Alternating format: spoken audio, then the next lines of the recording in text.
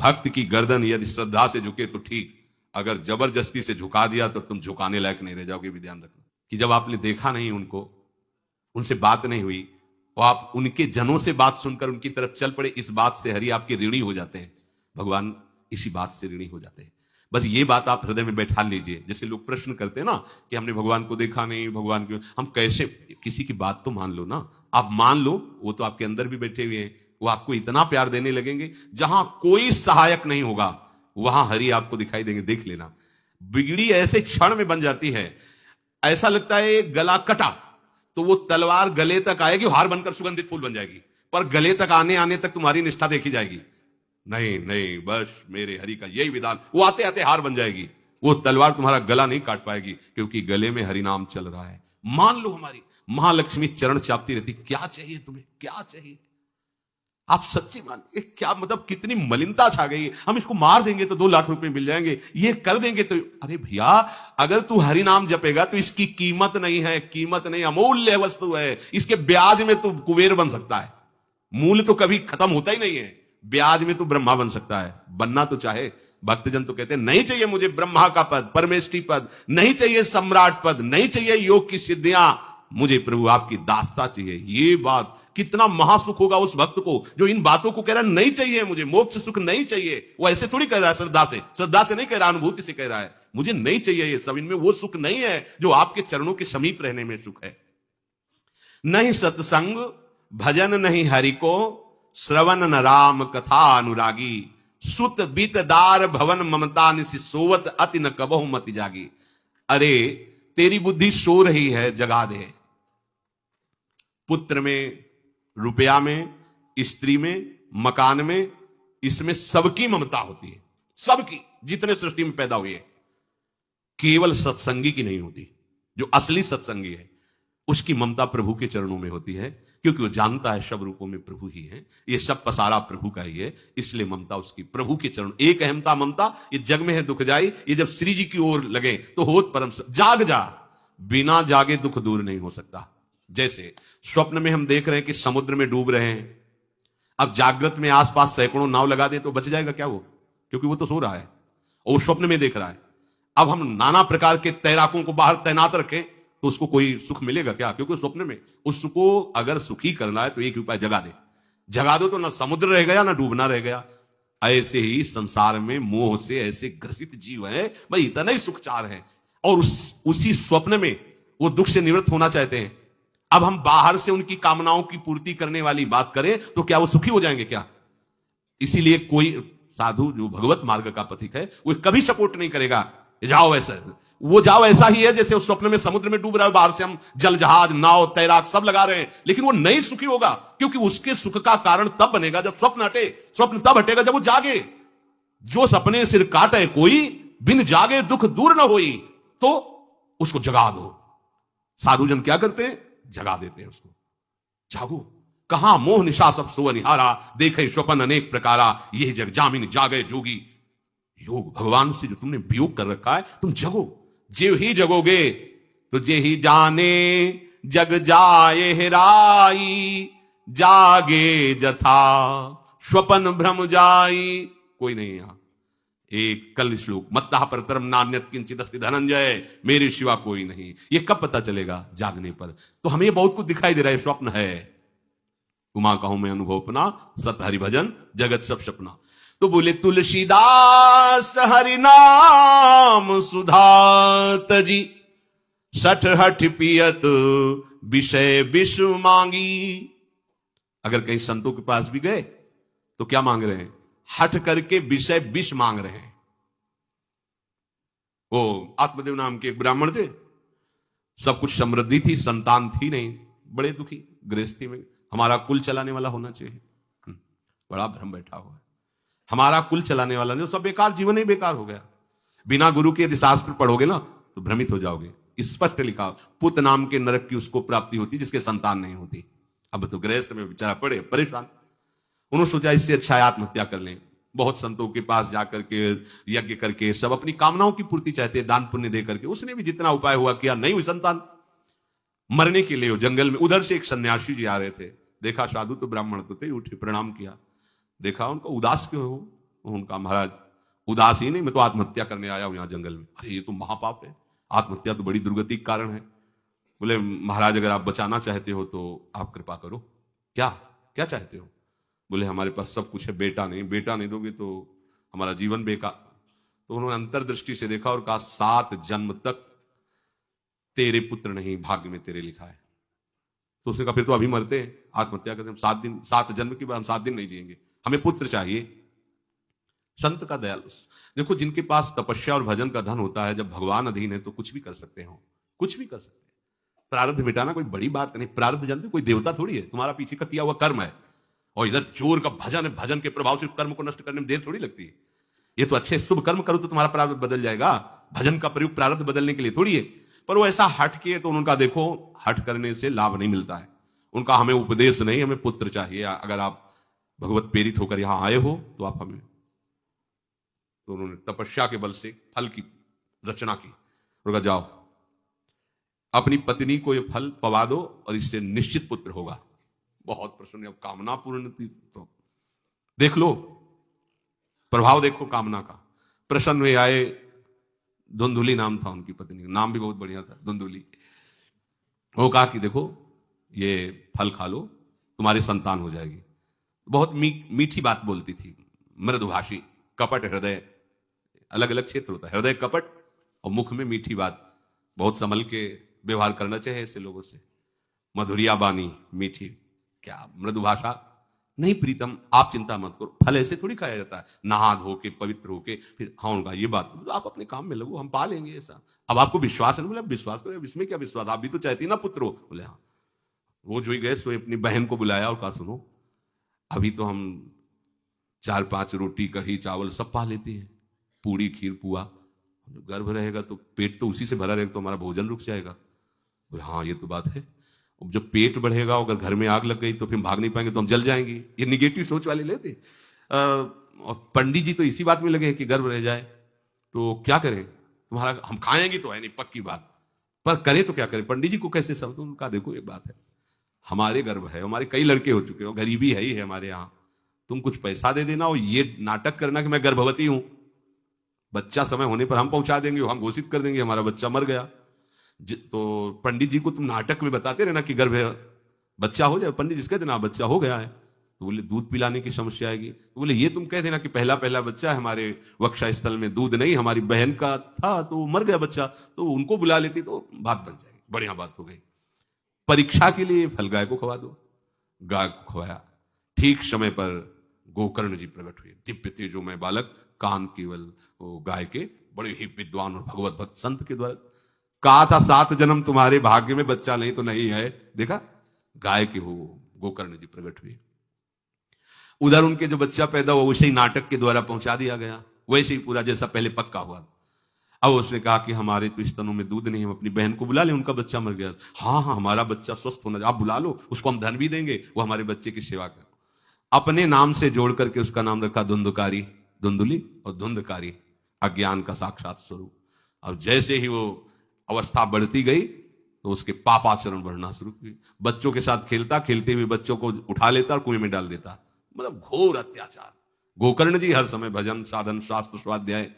जब और बड़ा हुआ तो माता जी को अपने डंडों से रोज पूजन करता, पिताजी को गाली लात थप्पड़। पिताजी तो रो पड़े।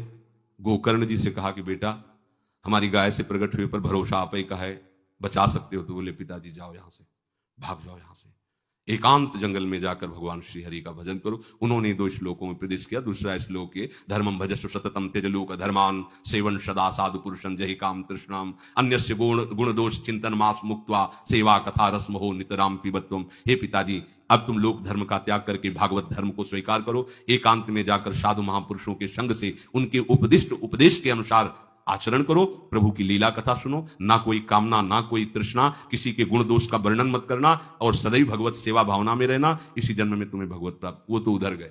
इतनी पिटाई की उसने मां की, मां कुएं में गिरकर आत्महत्या कर ली। फिर तो मनमानी आचरण, कुछ वैश्याओं को रखा और चोरी करके लाया। वैश्याओं ने सोचा किसी दिन पकड़ा जाएगा ये और हम, तो उसके हाथ पैर बांध दिए, चारपाई में ला के मुख में अंगार डाल, वो मरा भयानक प्रेत। कामना ने क्या किया, सर्वनाश। किसी को हरि विमुख होकर कभी सुख मिल सकता है? आप संतों के पास जाइए, अपनी कामना रखिए। हम ये नहीं कहते कि कामना तुम त्याग पाओगे, कामना रखिए, भगवान के पास जाइए, अपनी कामना रखिए, क्योंकि आप कामना से युक्त हैं। पर छूट इतनी दे दीजिए कि जिसमें हमारा मंगल हो वो करना। जैसे नारद जी भगवान से अपनी कामना रखते हैं कि हमारा ब्याह करवा दीजिए, और बाद में एक छूट दे देते हैं कि जेहि विधि होए नाथ हित मोरा। तो हरि को अच्छा लगेगा, गुरुजनों को अच्छा लगेगा कि इस कामना से इसका कोई जीवन बाधित नहीं होगा, वो पूर्ण भी कर देंगे। और अगर लगा कि इसका पतन हो जाएगा तो आप रोते रहो तो भी कामना की पूर्ति नहीं करेंगे। उत्तम बात तो यह है कि कामना हरि की प्राप्ति की करो, वो सर्व सुख स्वरूप है। किसी का अन्य आश्रय, अन्य बल ना लेते हुए अपने श्यामा श्याम के चरणों का आश्रय लेकर निरंतर भजन करो तो ये अनुभव हो जाएगा कि सुख किसे कहते हैं। अभी तुम्हें परिचय नहीं मिला, सुख किसे कहते हैं। सुख सच्चिदानंद है, सुख एक रस है, सुख अविनाशी है। वो सुख सदैव बढ़ता रहता है, घटता कभी नहीं। एक रस होते हुए भी प्रतिक्षण वर्धमानम है, कभी कभी अंत नहीं होता इस सुख का। ऐसे अनंत सुख के लिए हमें मनुष्य जन्म मिला है। प्यारे, इसे मत खोइए, हर समय राधा राधा राधा राधा राधा, और किसी को दुख मत दीजिए। कोई गंदा नशा मत कीजिए, कोई गंदे आचरण मत कीजिए, गंदा भोजन मत कीजिए जिससे अन्य जीवों को कष्ट हो। ऐसा कोई भोजन स्वीकार मत करो। इसी जन्म में आप देख लेना, इसी जन्म में आपको वो वस्तु मिल जाएगी, निहाल हो जाओ। हम किसी पक्षपात की बात नहीं करते। अगर इस छाती को बचपन से अभी तक ऐसा, तो हम कह देते कि भाई आगे कुछ भी हो, कोई भी हमारी गलती हो, हम ये मान सकते हैं। पर हमें ये पता चला कि बचपन से आज तक जलता ही रहा, कभी शांति नहीं मिली, भागता ही रहा, पर कभी विश्राम नहीं मिला। और हम ये आपको कह रहे हैं कि जैसा प्यार प्रभु वैसा अन्यत्र कहीं कभी कहीं नहीं मिला। और प्रभु के प्यार का मूर्तिमान स्वरूप हमारी प्यारी जू, निहाल कर दिया प्रभु ने प्यारी जू के चरणों का आश्रय और उनका परिचय देकर। पूछो बस, यहां वाणी मौन हो जाती है, प्यारी जू तो प्यारी जू। और हम ही नहीं, आप सब महाभाग्यशाली है। वृंदावन आए, राधा किशोरी जू के घर में आए और उनकी चर्चा सुन रहे हैं, उनके सिद्धांत सुन रहे हैं। कहीं ना कहीं आपके अंदर उनकी तरफ बढ़ने की इच्छा भी है। ये बहुत बड़ी बात है। बस इस इच्छा को, इस आशा को इतना बढ़ा लो कि कोई इच्छा न रह जाए, कोई आशा न रह जाए। हर समय निरंतर नाम जप करते रहो। तुलसीदास हरिनाम सुधा तज, भगवान नाम तज कर विष मांगते हो। सुकर श्वान श्रगाल सरिस जन, जनमत जगत जननी दुख लागी। ए काहे को ऐसी गालियां सुनोगे, ये गालियां है। ए सुअर कुत्ता की तरह जीवन व्यतीत करते हो। धिक्कार तुम्हारी मां को जो तुम्हारे जैसा पुत्र जन्मा।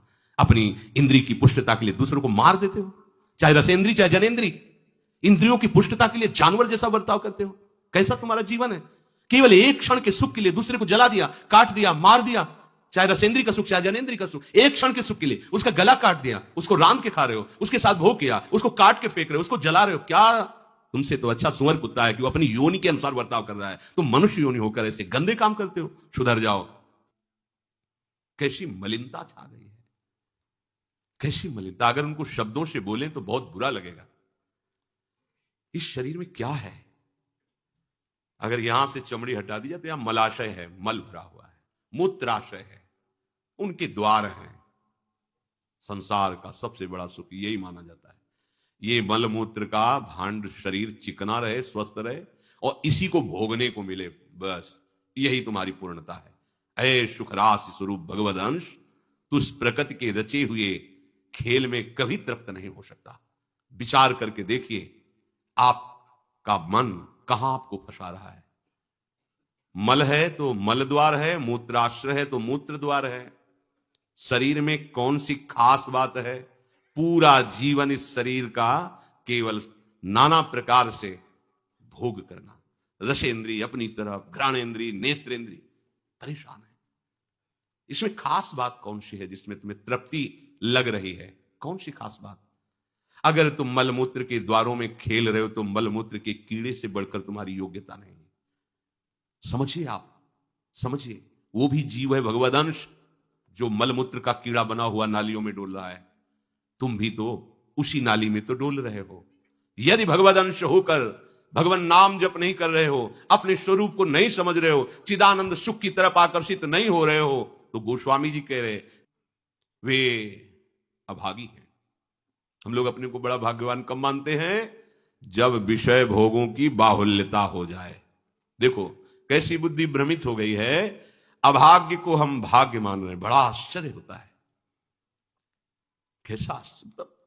अब उनको बोलना अच्छा नहीं लगता, पर यह है कि समझ जाओ तो भाई समझ जाओ। जिन अंगों को छूने के बाद कई बार पवित्र करने के लिए रस आदि लगा करके उन्हीं अंगों पे तो आसक्ति है तुम्हारी, उन्हीं अंगों को तो तुम सर्वस्व सुख समुद्र मान रहे हो। क्या है? बहुत बार जन्मे हो, मरे हो, भोगे हो प्यारे, ये एक बार प्यार कर लो हमारे प्रभु से, एक बार कर लो। ये भ्रम बिना भगवद आश्रय के भव भय भंजन पद विमुख अभागी, ये माया का अविद्या का भ्रम नष्ट करने वाले जिनके चरणारविंद हैं, उन श्री हरि से तुम विमुख हो। अरे अभागी, तुम नरक तुल्य भोगों को भोग रहे हो। ये बिना सत्संगी के ये शब्द नहीं पचा सकते आप, क्योंकि आप उसी में रमण करते हैं। आपको लगेगा क्या है, फिर जिंदगी क्या रह गई? अरे अभी देखा क्या है, जिंदगी क्या है? निहाल हो जाओगे, नाच पड़ोगे, मस्त हो जाओगे, किसी का कोई भय नहीं, कोई चाह नहीं। सौंदर्य समुद्र, प्रेम समुद्र, ज्ञान समुद्र जब प्रीतम गले लगाएंगे निहाल हो जाओगे। पर चाह तो है मलमूत्र के शरीर को गले लगाने की, चाह है इसी को, ये स्वस्थ रहे, खूब विषयों को भोगूं। कैसी दुर्बुद्धि छा गई है, और बढ़ती चली जा रही है दुर्बुद्धि। ये ऐसी तृष्णा बढ़ती चली जा रही है, पूछो मत। सावधान हो जाओ प्यारे, बहुत कम समय है, तुम्हारा शरीर छीन लिया जाएगा, जबरदस्ती छीन लिया जाएगा, ना चाहते हुए तुम्हारे शरीर का नाश हो जाएगा। मान लीजिए एक चंद समय है, कुछ समय है, जिसे तुम 80 साल 100 साल समय ऐसे गए। ब्रह्मा जी के लोक में एक कमल की पंखुड़ी ऐसे छेदी जाए तो मृत्यु लोक का 1 वर्ष हो जाता है। कितना तुम्हारे पास समय? हमारी रात सोने में चली जाती है, दिन नाना प्रकार के भोगों के संग्रह के लिए, कमाई के लिए, भोगों के भोगने के चिंतन में चली जाए। हमारा सच्चा जो मार्ग है, जो सत्य मार्ग है, जहां सुख मिलना है, हमारे पास समय नहीं उसके लिए। किसी से बात, हमारे पास समय नहीं है। वाह, समय का बढ़िया सदुपयोग कर रहे हो, परिणाम तुम्हें समझ में आएगा। गोस्वामी जी कह रहे हैं कि निशिवासर रुचि पाप असुचि मन, ये मन अपवित्र हो चुका है भोगों का चिंतन करने से, रात दिन पाप हो रहे हैं, समझ में नहीं आता कि हम पाप कर रहे हैं। एक सेकंड में हमारे मन की वृत्ति दूसरे के दुख को दुख नहीं समझती, उसे दुख देकर सुख भोगने के लिए आज्ञा दे देती है, करो बस, जितनी सुंदरता संसार में उसके सबके मैं भोगता बन जाऊं। मलिन मन, यहां कुछ सुंदर है क्या? अगर एक दिन 10-20 बार सोच हो जाए, ऐसी दवा खवा दो, फिर उसी के देखो चेहरे की कांति कैसी हो जाएगी। अगर 2-3 दिन हालत चलती रही, देखने लायक नहीं रह जाएगा चेहरा। इसको तुम कुछ खास समझते हो? पानी का बुलबुला फूटने में देर नहीं लगती, पर तुम कमा क्या रहे हो? एक कर्म भूमि है, तुम यहां आए हो अच्छे कर्म करने के लिए, प्रभु की प्राप्ति के लिए, महासुख प्राप्ति के लिए। पर कह रहे निशिवासर रुचि पाप, रुचिपूर्वक पाप कर रहे हैं। छल पूर्वक आपने किसी का धन अपहरण कर लिया, किसी की हिंसा कर दी, व्यभिचार कर लिया। आप अपने मित्रों में बैठकर अहंकार पूर्वक बात करते, तुम्हें पता है मैंने इतने रुपए उड़ा दिए, उसको पता भी नहीं चलने दिया। पता है तुमने आज हमने उसके साथ एक गलत किया, कोई कुछ नहीं कर सकता। इतने वीर नहीं हो। वही कर्म तुम्हारा जब फलीभूत होगा, तुम्हें ब्रह्मा भी नहीं बचा पाएंगे, त्राहिमाम बोलने का अवसर भी नहीं रहेगा। देख लेना, देखने लायक नहीं रह जाओगे। सावधान हो जाओ। देखो ये सत्संग है तुम्हें सत्य वस्तु की अनुभूति कराने के लिए। तुम जहां असत में राग किए हो तो चुभेगा, तुम्हें जलन पैदा होगा। हम चाहते हैं कि तुम्हारे हृदय में ये बात लगे और तुम्हारी शूरवीरता जागृत हो, जो भगवत अंश की है, और तुम असत का त्याग करके भगवत मार्ग की पथिक बनो। खलिमति मलिन निगम पथ त्यागी, ये भगवत वाणी गीता जी, श्रीमद् भागवत जी और भी भगवत प्रेमी महात्माओं के वचन, ये महासुख के लिए हैं। तुम इनका त्याग करके मनमानी आचरण कर रहे हो, बहुत समय नष्ट कर रहे हो, आप पछताना पड़ेगा। अये खल, अपनी मति को असत आचरणों में मत लगा, अपनी दुष्टता को मत बढ़ा और गर्व करता है कि मुझे कोई भी परास्त। तुम हो क्या? हो क्या तुम? एक सेकंड में दिल की गति रुक जाए, तुम हो क्या? कुछ नहीं हो, कुछ नहीं रोक सकते हो। सावधान हो जाओ। राधा राधा राधा, सावधान होकर चलोगे, महासुख स्वरूप तुम हो, तुम्हें किसी और सुख की जरूरत नहीं है। हमारी दुर्दशा ऐसी क्यों है? नहीं सत्संग, सत्संग केवल भगवत प्राप्ति के लिए होता है। बड़े भाग पाइप सत्संगा बिनई प्रयास होई भो भंगा, ये मनोरंजन नहीं है, इसीलिए सत्संग मिलना दुर्लभ होता है। अगर भगवत वार्ता किसी को प्रसन्न करने के लिए, उनके मन को घसीट करके अपनी वासनाओं की पूर्ति के लिए किया जाता, उसे सत्संग नहीं कहते। हम ऐसा बोले कि सामने वाला प्रभावित हो और अपनी जेब से पैसा निकाल के हमारे पास रख के हमारे ऊपर श्रद्धा करे, हमारा प्रणाम करे, हमारी यश कीर्ति हो, यह सत्संग नहीं है। हमारी बात मानकर सच्चिदानंद प्रभु में इसका मन लग जाए, संसार के भोगों से इसका मन हट करके अपने स्वरूप में स्थित हो, प्रभु में लगे, उसे सत्संग कहते हैं। भक्ति स्वतंत्र सकल सुख खानी, और बिनु सत्संग न पावई प्राणी। सत्संग का क्या फल है? हरि से प्रेम हो जाना, संसार का राग नष्ट हो जाना। सत्संग का सीधा फल है प्रभु से प्रेम होना। अगर प्रभु से प्रेम नहीं हो रहा, आपको अपने दोस्त सत्संग में बैठने पर जला नहीं रहे, तो सत्संग नहीं हो रहा, मनोरंजन हो रहा है। जहां सभा में बैठने से आपके आग लग जाए, इतना गलत मैंने किया, इतना मैं गलत हूं, कब मैं इससे हो, जान जाओ कि सत्संग हो रहा है। जहां श्रवण से आपका हृदय दाहयुक्त होने लगे, धिक्कार हमारे जीवन को, मैंने ऐसा किया, धिक्कार हमारे जीवन को, मैं कैसा जी रहा हूं, कब ऐसा अवसर आएगा जैसा बताया जा रहा है मैं ऐसा चलूं, मतलब सत्संग हो रहा है। नहीं सत्संग, और इसका फल हरि भजन। तो बोले भजन नहीं हरि को, आप इतना दान करें आपको इतने गुना मिलेगा, आप ऐसा करें ऐसा हो जाएगा, 100 में 10 रुपए दान करें 90 आपके पवित्र हो जाए। सत्संग नहीं, यह सत्संग नहीं। 100 में 90 अपने मानिए और 10 हमें दे दीजिए, इसे सत्संग नहीं कहते। 100 के 100 का अभिमान त्याग कर प्रभु के चरणों, वो 100 है, 100 को स्वीकार मत करो तो जीवित रहोगे, 100 को स्वीकार कर लिया तो 100 हो जाओगे। 100 का मतलब समझते हो? जिन हरि भगत हृदय नहीं आनी, जीवित 100 समान ते प्राणी। जीवित 100 जिंदा मुर्दे के समान, ते नर नरक रूप जीवत जग। किसी भी वस्तु का अहम और ममत्व न रह जाए और प्रभु में, यह सत्संग का स्वरूप। सत्संग का स्वरूप तुम्हारे मन को खुशी नहीं, तुम्हारे मन को मार देगा। सत्संग का स्वरूप तुम्हारे मन को मार करके सच्चिदानंद प्रभु में लगा देगा।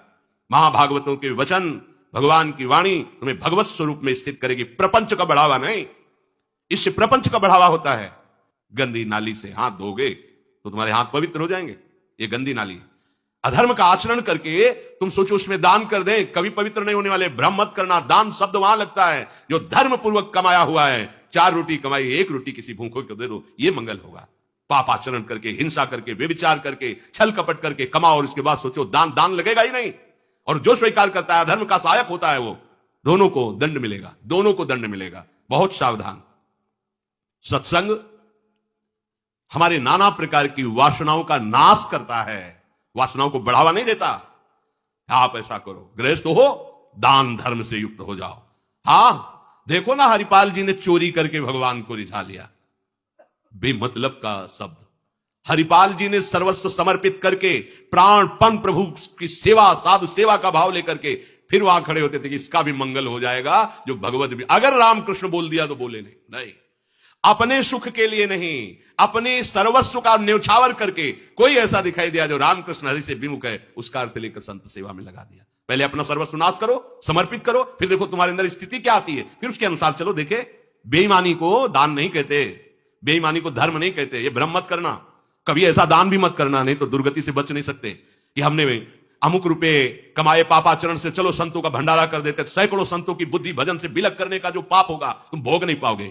मत देना कभी संतों को, जो तुम्हारा पाप का कमाया हुआ धन हो, कभी मत देना संतों को। उन्होंने जीवन अर्पित किया प्रभु के लिए। अगर तुम्हें पवित्र होना है तो प्रणाम करो, उनकी बात मानो, इसी से तुम्हारा मंगल हो जाएगा। और धर्म से यदि कमाया है, 4 रोटी है 1 दे दो, मंगल हो जाएगा। बात इस तरह से। सत्संग का फल सीधा भगवत स्वरूप में स्थित होना, प्रपंच का बढ़ावा देना नहीं।